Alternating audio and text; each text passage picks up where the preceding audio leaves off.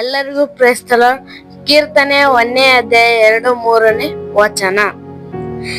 ಯೆಹೋವನ ಧರ್ಮಶಾಸ್ತ್ರದಲ್ಲಿ ಆನಂದ ಪಡುವವನಾಗಿ ಅದನ್ನೇ ಹಗಲಿರುಳು ಧ್ಯಾನಿಸುತ್ತಿರುವನು. ಅವನು ಎಷ್ಟೋ ಧನ್ಯನು. ಅವನು ನೀರಿನ ಕಾಲುವೆಗಳಲ್ಲಿ ಬಳಿ ಬೆಳೆದಿರುವ ಮರದ ಹಾಗಿರುವನು.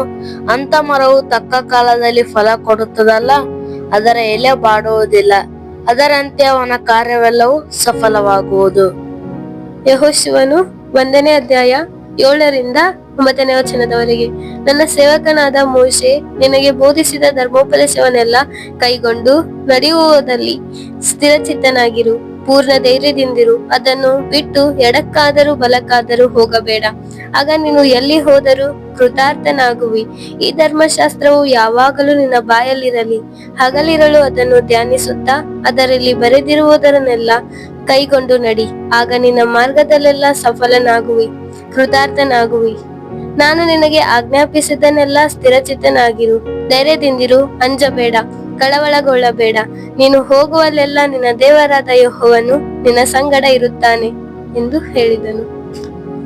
ಮತ್ತು ಕೀರ್ತನೆಗಳು 112ನೇ ಅಧ್ಯಾಯ 1-5ನೇ ವಚನದವರೆಗೆ. ಯೆಹೋವನಿಗೆ ಸ್ತೋತ್ರ. ಯಾವನು ಯೆಹೋವನಲ್ಲಿ ಭಯಭಕ್ತಿ ಉಳ್ಳವನಾಗಿ ಆತನ ಆಜ್ಞೆಗಳಲ್ಲಿ ಅತ್ಯಾನಂದ ಪಡುವನೋ ಅವನೇ ಧನ್ಯನು. ಅವನ ಸಂತಾನವು ಲೋಕದಲ್ಲಿ ಬಲಿಷ್ಠವಾಗುವುದು.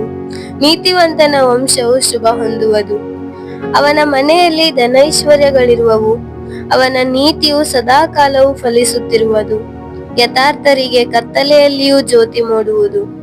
ದಯೆಯು ಕನಿಕರವು ನೀತಿಯುಳ್ಳ ದೇವರೇ ಆ ಜ್ಯೋತಿ. ದಯಾಳುವಾಗಿ ಧನ ಸಹಾಯ ಮಾಡುವವನು, ತನ್ನ ಕಾರ್ಯಗಳನ್ನು ನೀತಿಯಿಂದ ನಡೆಸುವವನು ಭಾಗ್ಯವಂತನು. ಸತ್ಯವೇದವನ್ನು ಓದಿರಿ, ದೇವರು ನಿಮ್ಮನ್ನು ಆಶೀರ್ವದಿಸಲಿ.